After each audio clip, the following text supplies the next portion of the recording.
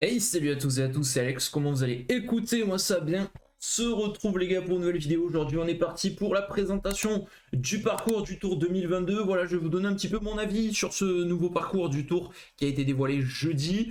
On va pas parler du Tour de France féminin, mais voilà, il a été aussi dévoilé. Là, on va vraiment parler du Tour de France des hommes, mais on suivra aussi le premier Tour de France féminin qui est à l'Est, mais il y a un super beau parcours aussi pour le Tour de France féminin que je me ferai un plaisir de regarder parce que franchement, le cyclisme féminin est très très intéressant. Donc on va partir pour la présentation de ce parcours et ensuite on verra étape par étape avec les profils que j'ai trouvé sur le forum La Flamme Rouge. Donc il y a déjà tout et ça c'est vraiment super. On va commencer donc avec ce parcours. Vous voyez le départ du Danemark, hein, c'était prévu. Normalement, on aurait dû l'avoir l'année dernière. Finalement, ça a été repoussé. On a eu la Bretagne l'année dernière qui a pu accueillir le départ. Et cette année, on se retrouve avec ce départ du Danemark. 3 étapes, un chrono. Et ensuite, 2 étapes normalement typées sprinter, mais on fera quand même attention aux bordures. Notamment sur la deuxième, on traversera, je crois, un très très long pont pour arriver à Nyborg. Ensuite, on aura le nord de la France avec les pavés, une étape vallonnée du côté de Longwy, la super planche des belles filles qui était vraiment un régal en 2019. On redescendra, on ira faire un petit détour en Suisse, on aura une belle partie dans les Alpes, puis on passera par le centre avec notamment Saint-Étienne, Mende, on aura également Rodez, Cahors, Rocamadour, donc franchement ça sera pas mal pour le centre de la France qui a été pas mal délaissé ces dernières années. Encore une journée à Carcassonne avec une arrivée à Foix également qui rappellera celle de 2017 où Warren Barguil s'était imposé. On retrouvera Péragut comme en 2017, Otakam qu'on a quitté en 2014. Une étape ensuite entre Castelnau-Magnoac et Cahors. Le chrono de Rocamadour d'une quarantaine de kilomètres et le finish à Paris, départ de la Défense et ensuite les Champs-Élysées. On va partir étape par étape. Première étape, vous voyez celle-ci à Copenhague, un chrono de 13,5 km, vraiment tout plat, il n'y a rien de particulier à se mettre sous la dent. Ça faisait longtemps qu'on n'avait pas eu un chrono d'ouverture en tout cas. Le dernier, c'était je crois Düsseldorf 2017. Donc c'est vrai que ça commence un peu à dater. Et écoutez, ça va être assez plaisant puisque je trouve que le parcours est ma foi pas mal enfin,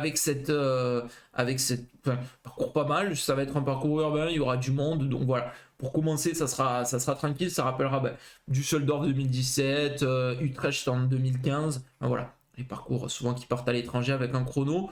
Donc voilà, rien que dire, ça sera un favori du chrono, hein, de toute façon, des Van Aert, des Ghana, des gars puissants de toute façon sur cette distance. Ça m'étonnerait qu'on voit un Pogacar ou un Roglic déjà un favori à les gagner, mais ça peut déjà prendre une belle option. On avait vu Wiggins qui avait été incroyable en 2012 sur le chrono de Liège. La deuxième étape entre Roskilde 2 et Nyborg, c'est cette fameuse étape, il me semble, où il y a le pont dans le final. Donc ça va vraiment être, s'il y a du vent, ça peut vraiment être terrible parce que je crois que ce pont est très très long. De ce qu'on voyait sur sur la petite vidéo de présentation. Alors moi je la mets pas parce que je préfère pas, on sait jamais avec les droits d'auteur, tout ça ne fasse pas sauter la vidéo. Donc là on va mettre que des trucs, on va dire, qui respectent les droits d'auteur. Vous voyez aussi d'ailleurs les nouveaux maillots de l'année prochaine. On se rappelle que le coq sportif, ça passera sur Santini. Bon, ils sont classiques, ils sont jolis. Juste un peu déçu, le maillot à poids là, il y a vraiment beaucoup de poids, ils sont vraiment tout petits en plus. Bon, c'était un peu le cas les dernières années depuis qu'ils sont passés avec Leclerc. Et la bande blanche au milieu, je trouve que c'est très très moche. Mais bon, sinon on est sur du classique, hein, de toute façon, sur les maillots. Donc voilà, ça devrait normalement sourire à un sprinter. Attention parce qu'elle peut rappeler un peu l'étape du coup de 2015 avec l'arrivée à Zélande où on avait eu pas mal de bordures. S'il y a du vent, ça peut faire très mal. Donc les étapes au Danemark, je pense qu'elles peuvent être très très piégeuses. Et ça sera aussi le cas, hein, sur la troisième entre Vejle et Sonderborg. Encore une fois, ça a l'air tout plat. Il y a quelques petites côtes histoire, voilà, de distribuer des points. Mais ça n'a pas l'air hyper compliqué sur le papier. On verra si c'est sprinter, s'il y a du vent, s'il y a des chutes. Ben voilà, hein, tout ça qui peut faire vraiment l'effet de course. Donc on verra ce que ça donne sur cette troisième étape. On aura ensuite déjà un premier jour de repos pour le transfert jusqu'en France, puisque c'est pas comme quand on partait d'Angleterre, des Pays-Bas ou de l'Allemagne. Là, il y a un peu plus de trajet depuis le Danemark, donc ils auront quand même un jour de repos. Ça s'est déjà vu, hein, sur le Giro, quand ils partaient des Pays-Bas, etc.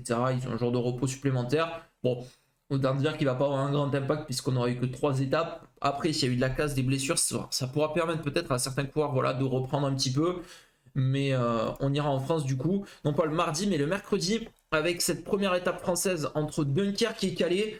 Honnêtement, elle me plaît bien cette étape parce que, bon, là j'ai mis Arnaud Démarre, hein, mais je suis pas sûr que ça soit un sprinter, honnêtement, parce que, vous voyez, il y a quand même pas mal de petites bosses, et la dernière, elle est à 10 km de l'arrivée, donc ça peut être une étape type pour une échappée avec des bons baroudeurs dedans qui peuvent créer un petit peu l'exploit, ou alors vraiment des hommes forts qui sortent dans la dernière bosse, ou sinon, si ça roule tranquille, un sprint. Mais bon, on peut pas trop le prévoir, mais en tout cas, j'aime bien le tracé de cette étape.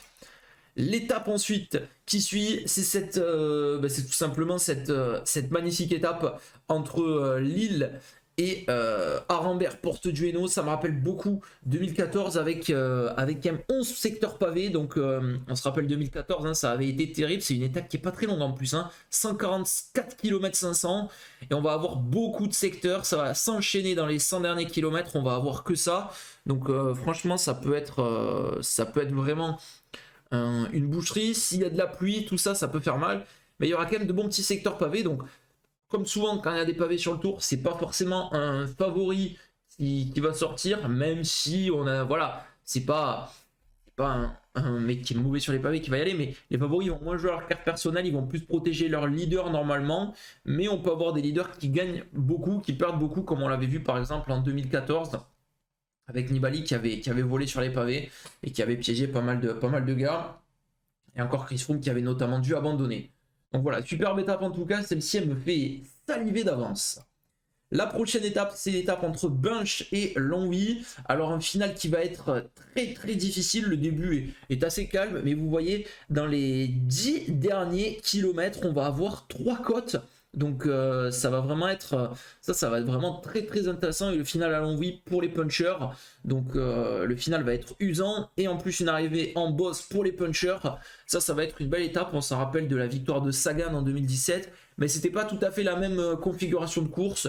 Donc je pense que ça sera peut-être pas la même arrivée qu'en 2017, et pas forcément un Sagan, mais plus des gros punchers, voire même des leaders qui peuvent tenter des choses. Je pense à un Roglic sur ce type d'étape qui peut être costaud. C'est ce genre d'arrivée des fois qu'on voit sur la Vuelta où Roglic peut faire les sprints.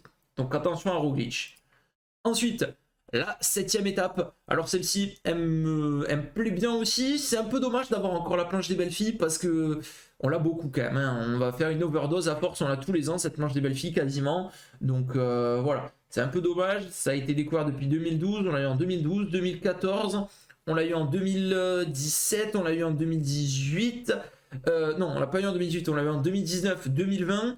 Voilà, on commence à la connaître cette planche.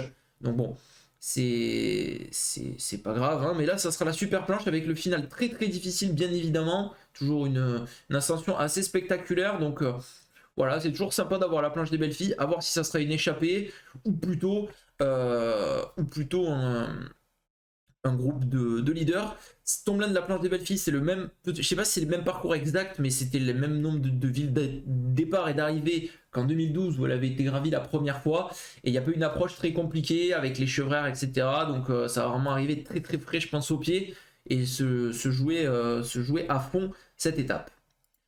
La 8ème étape, on arrivera en Suisse, on partira de Dole et on ira du côté de Lausanne avec un final très très technique dans le dernier kilomètre notamment. Il y aura de très très grosses bosses. Une étape, alors soit pour baroudeur vraiment, je pense que ça peut être typiquement une étape pour baroudeur et une arrivée en échappée, ou sinon une arrivée entre hommes très très costauds. Et ça aussi ça peut être un très très bon moment. Donc hâte de voir cette étape aussi, ce qu'elle donnera du côté de Lausanne. Ensuite, pour la 9ème étape, on partira de Aigle et on ira du côté de Châtel, les Portes du Soleil. C'est une étape qui ressemble beaucoup pour moi à l'étape de 2017 où Lilian Calmejane s'était imposé à la Station des Rousses. C'est un peu le même final, avec une étape qui va être assez usante je pense, mais qui peut jouer pour les hommes de tête, ou également l'étape de Villard-de-Lans un petit peu l'année dernière. Enfin sur le Tour 2020, pas sur le Tour 2021. Donc voilà, je pense que ça aussi c'est une étape plutôt pour les échappés. Après à voir hein, comment ça se jouera, mais c'est un tracé que j'aime bien. Ce type d'étape c'est intéressant pour les échappés. Et après dans le peloton, je pense que sur une étape comme ça ne bougera pas. Ensuite, une arrivée à Megève, départ de Morzine, et arrivée du côté de Megève avec la montée de l'Altiport dans le final, une montée très très longue, hein, mine de rien. Ça va y aller. On est sur du 20 km à 4%, donc très très irrégulier. Mais on l'avait eu, hein, ce type d'arrivée sur le Critérium du Dauphiné l'année dernière. Et on avait eu des choses assez intéressantes. Donc c'est une étape qui est pas très longue, 146 km. Ils n'ont pas fait le choix d'étapes trop longues, je trouve, cette année. Il y a pas mal d'étapes très courtes. Et on va voir comment ça se passe. En tout cas, la bosse finale va être assez usante. C'est un faux plat. Enfin, c'est un faux plat. 4%, c'est pas très pentu. Donc, il y a moyen que ça monte sur un très très gros rythme. Et là, il faudra vraiment être très très fort pour s'imposer à Megève. En tout cas, le parcours, le tracé me plaît. Et on enchaînera surtout le lendemain avec une arrivée incroyable, avec un départ d'Albertville, l'ascension classique des lacets de Montvernier que j'adore, qui est toujours magnifique. Ensuite, la doublette Télégraphe-Galibier, la descente par le Lotaré qui est longue mais qui est pas si difficile que ça. C'est surtout une descente assez roulante, donc si on perd dans le Galibier, ça va être compliqué de rentrer derrière. Et ensuite, on aura l'arrivée au col du Granon qui est tout simplement terrible. France TV, je crois, fait une vidéo, Nicolas G et Offredo en repérage. Ça a vraiment l'air terrible, hein, ce col du Granon. Plus de 11 km à plus de 9%. Ça va vraiment être un gros moment du tour. Et la première véritable, je pense, explication entre les leaders, puisqu'en principe, à la planche, il n'y a pas...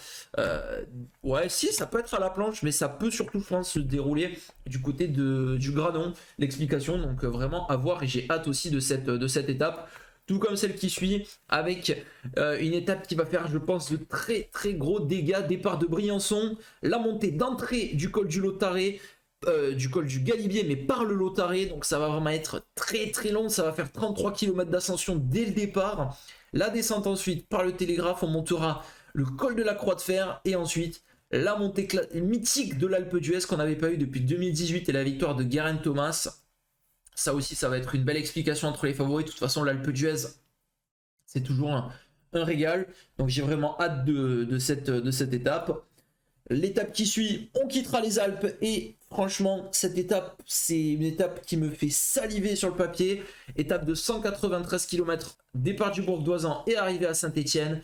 Étape assez vallonnée. Elle me fait... Ouais, j'allais dire l'étape du Creusot, mais non, mais c'est un type d'étape un peu comme ça, baroudeur, où ça peut être un gros groupe qui part devant avec des leaders, et où on peut perdre aussi beaucoup si on a une défaillance, parce que c'est une journée qui peut être très très dure. Franchement, un parcours qui me plaît, et j'adore ce type de tracé en tout cas, pour l'arrivée à Saint-Étienne. L'étape d'après, c'est une arrivée à Mende avec la mythique col de la Croix-Neuve, la montée Laurent-Jalabert. Départ de Saint-Étienne, arrivée à Mende. Là, on va en avoir du dénivelé. Hein. Là, on va en avoir du dénivelé. Ça va faire que monter et descendre. Ça va être une journée, je pense, très très dure. Et la montée de la Croix-Neuve, c'est toujours incroyable. Dernier vainqueur en date, c'était en 2018 et c'était Omar Fraile. Donc, ça serait bien d'aller voir un Français s'imposer du côté de Mende. En tout cas, moi, c'est vraiment une côte que j'adore. Et j'adore les étapes qui arrivent à Mende. Donc, je suis content d'avoir cette arrivée-là. Ensuite, il n'y aura pas de répit. On quittera Rodez et pour arriver à Carcassonne avec une étape là aussi typiquement pour baroudeur. Beaucoup de petites côtes. Et le final très très tortueux pour arriver jusqu'à Carcassonne. On aura, après avoir basculé au dernier col, on aura 50 km mais très très dur je pense, avec beaucoup d'irrégularités. Ça va descendre, ça va remonter, ça va être du faux plat, enfin ça va être que ça. Et je pense que vraiment cette étape à Carcassonne pour les baroudeurs c'est du pain béni. Donc bien tracé en tout cas, j'aime beaucoup cette étape.